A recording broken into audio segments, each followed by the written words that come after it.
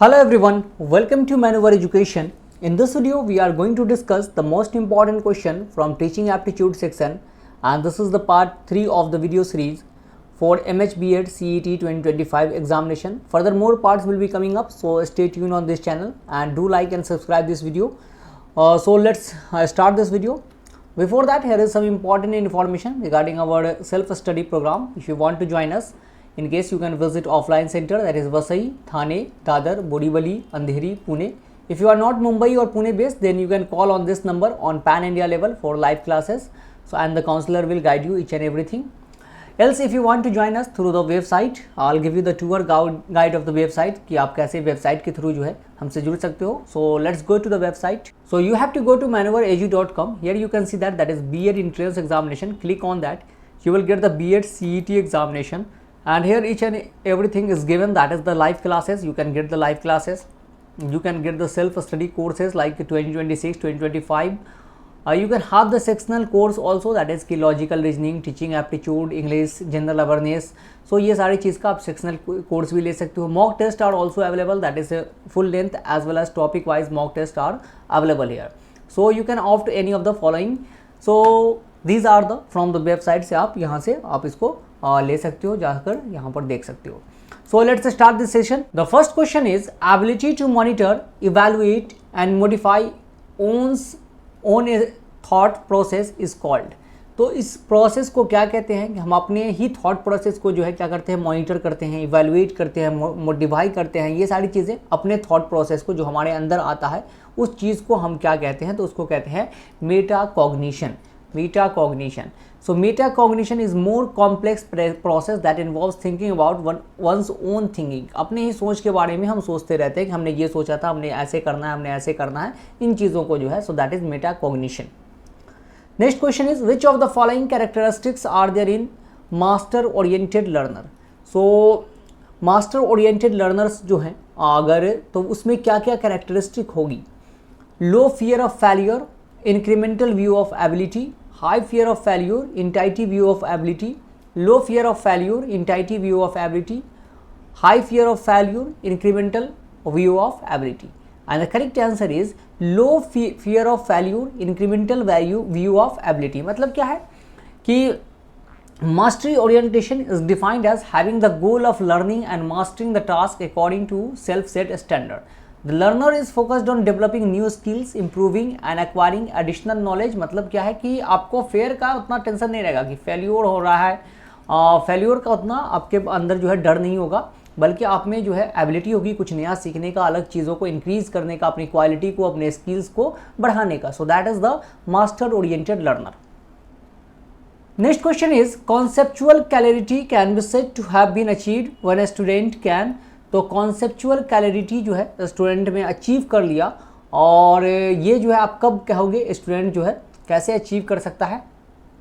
Recall information given correctly, write down information correctly, clearly remembers the definition of a concept, apply concept learn to real life situation. And the correct answer is apply concept learn to real life situation.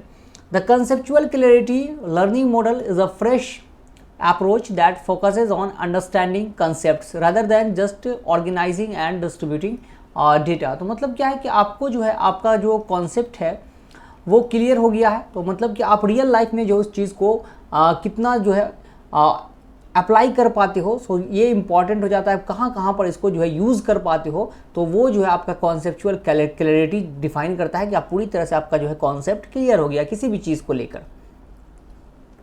Next question is it is important to dash situation where the students are dash listener for long period of time. तो ये जो है आपको यहाँ पर fill in the blanks है. It is important to dash situations where the students are dash listener for long period of time. तो कैसा सिचुएशन होगा जहाँ जो है स्टूडेंट जो है आपको बहुत देर तक जो है सुनने वाले होंगे.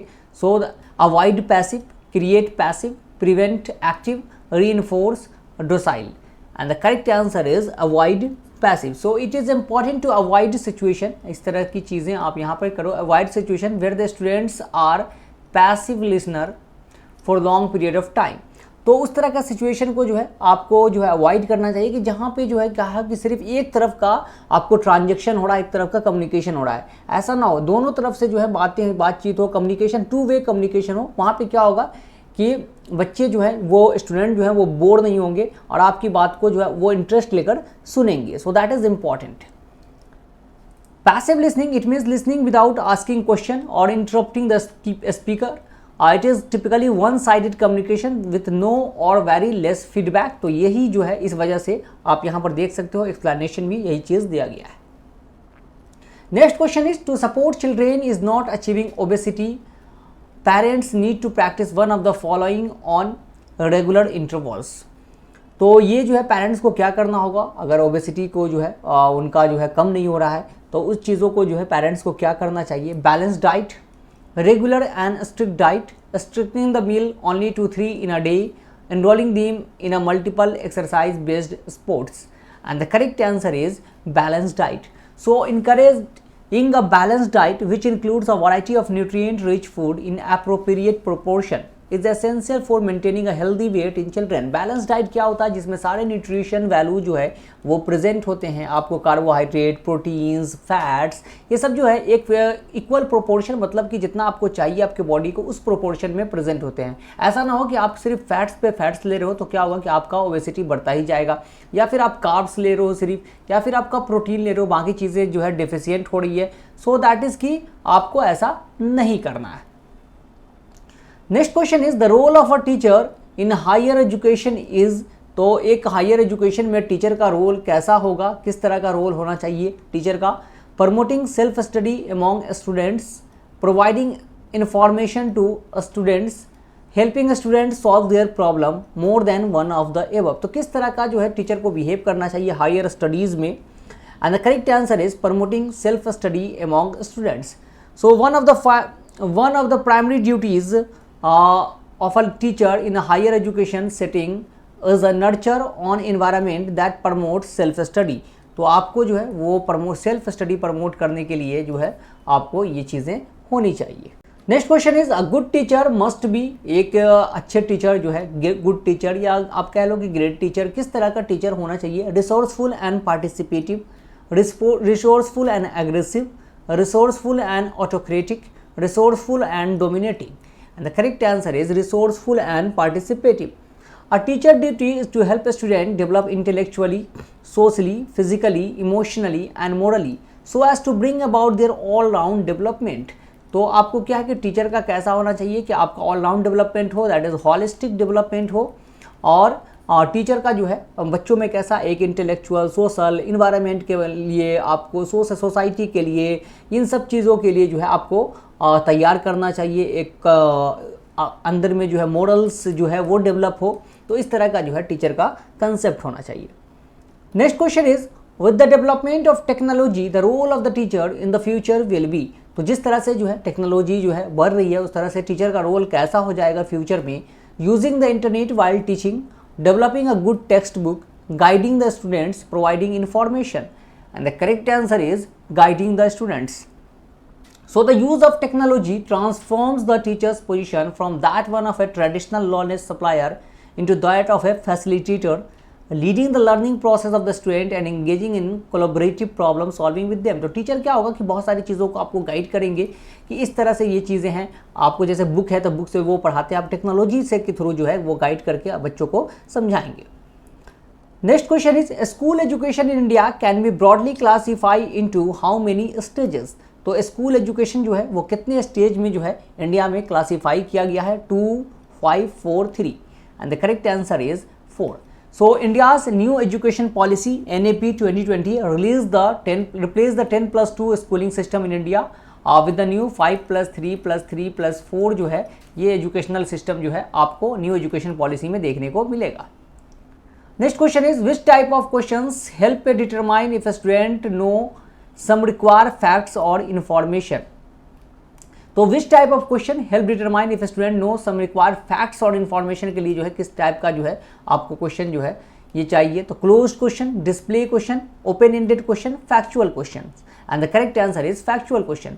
Factual questions are questions that have a definite answer that can be found in textbook, lecture और other source of information। जैसे कि आपको एग्जाम्पल के तौर पे देखो कि इंडिया जो है इंडिपेंडेंट कब हुआ, तो ये एक फैक्चुअल क्वेश्चन है, इसमें कुछ भी आपको समझाने जैसा नहीं है। तो फैक्चुअल क्वेश्चन क्या है कि 15 अगस्त को जो है इंडिया इंडिपेंडेंट हुआ, तो ये हमें पता है 15 अगस्त 1947 को इंडिया इंडिपेंडेंट हुआ। तो ये जो है फैक्ट है, जो फैक्ट बेस्ड क्वेश्चन होता है उसको कहते हैं factual questions. Next question is education is a triangular process, it's 3 angles are. तो एजुकेशन जो है एक ट्रायंगुलर प्रोसेस है, तो ट्रायंगल में हम जानते हैं कि 3 एंगल होता है, और एजुकेशन का 3 एंगल क्या है? Student, teacher, social environment, school, student, teacher, student, school, acquisition of knowledge, teacher, student, knowledge, and the correct answer is student, teacher, social environment.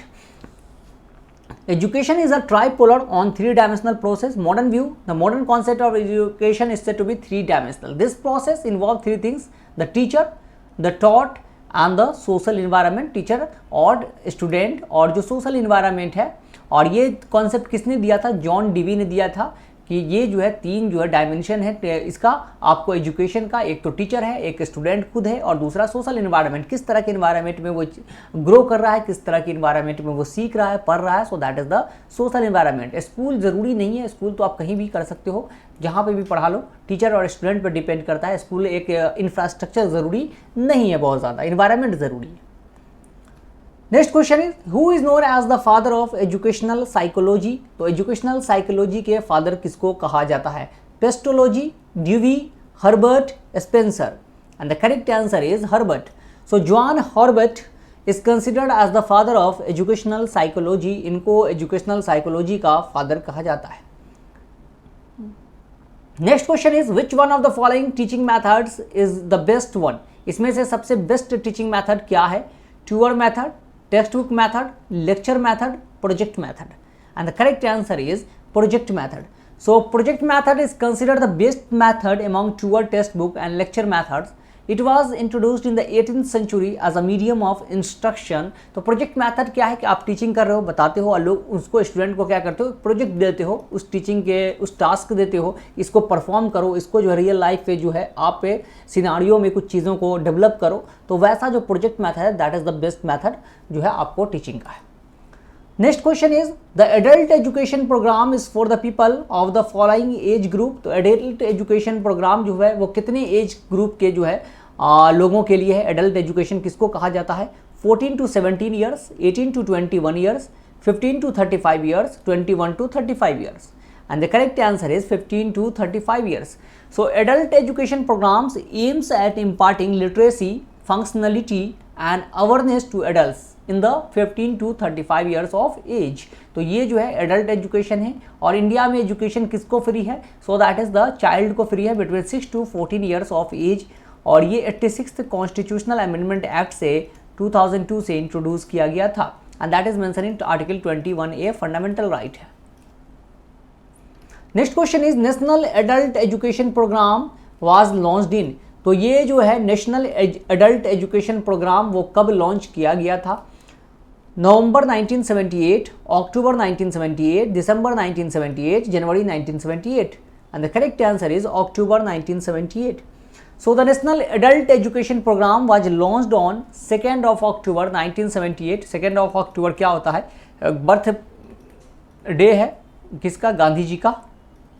Non violence day के तौर पे इसको सेलिब्रेट करते हैं।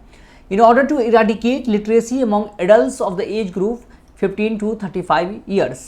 तो इसी के लिए जो है national adult education program start किया गया था।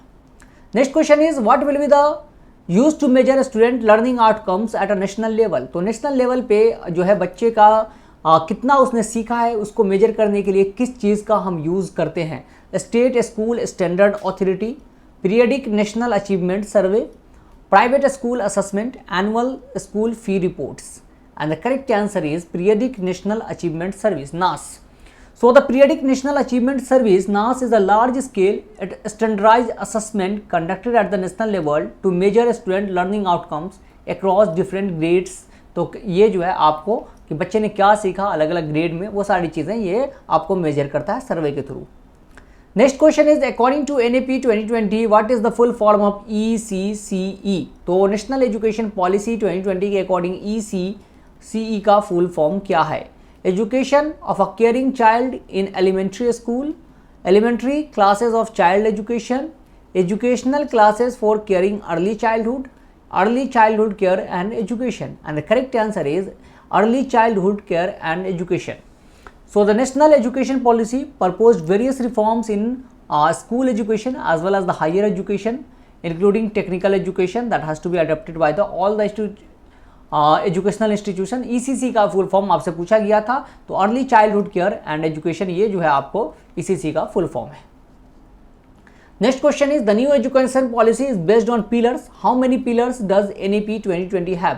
तो टोटल कितने पिलर्स हैं, कितने पिलर्स पे ये बेस है new education policy? 5, 4, 3, 8 and the correct answer is 5.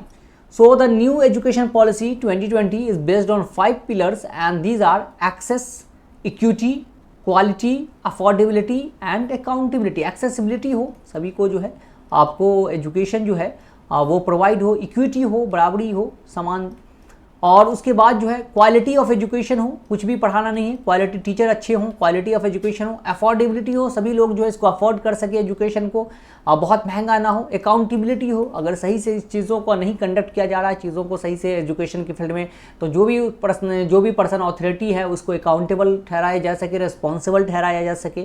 तो ये जो है 5 पिलर्स है एजुकेशन, न्यू एजुकेशन पॉलिसी में।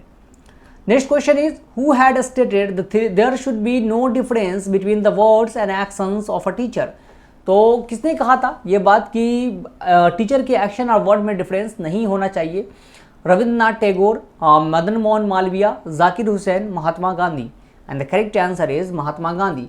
सो Mahatma Gandhi had stated there should be no difference between the words and actions of a teacher। Next question is who had started the best teacher for the children is the one who himself is like a child। तो ये बात किसने कही थी कि best teacher वो है जो खुद बच्चों की तरह है? सो दैट इज कि this statement is given by whom? Mencken, John Locke, Rousseau, Aristotle, and the correct answer is Mencken. So Mencken said that the best teacher for the children is the one who himself is like a child. तो ये बात जो है मेनकेन ने कही थी। So these are the 20 most important question from the teaching aptitude section for MH B.Ed CET examination we have discussed in this session। So with that we will conclude the session here. Hope you guys have liked this session. If so, then do like and subscribe the channel।